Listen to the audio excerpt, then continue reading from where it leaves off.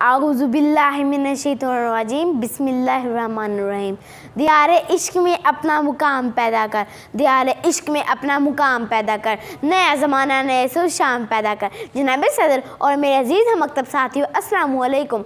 आज मुझे जिस मौजू पर बात करने का मौका मिला है वो है शायर मशरिक़, शायर मिल्लत, मुफ़क्किर इस्लाम और मुसव्विर पाकिस्तान डॉक्टर मोहम्मद इल्लामा इकबाल। वो इकबाल जिसे पंजाब की सरज़मीन के शहर सियालकोट में शेख नूर मोहम्मद के कारण जन्म लिया। तब अल्लाह ताला किसी कौम पर एहसान करता है तो उसे तोहफे में इकबाल जैसे मर्द कलंदर अता करता है।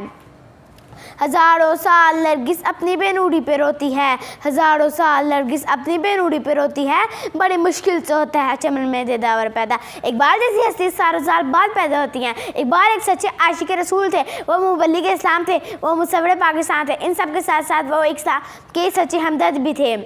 गवा दी हमने इस्लाफ में मेरास पाई थी, गवा दी हमने इस्लाफ में मेरास पाई थी, सुरैया से ज़मीं पर आसमान ने हमको दे मारा। वो वक्त जब इंसानियत अंधेरे में गुम हो चुकी थी, मुसलमान गुलामी की जंजीरों में जकड़े जा चुके थे, तब अल्लाह ताला का बेबस मुसलमानों की बेबसी पर रहम आया। जिन मुसलमानों को इन इंसानों की मदद के लिए भेजा गया उनमें से एक सरीफ फरसत थे डॉक्टर मोहम्मद इल्लामा इकबाल। उस कौम को शमशीर की हाजत नहीं रहती, उस कौम को शमशीर की हाजत नहीं रहती, हो जिसके जवानों की खुद ही सूरत फौलाद।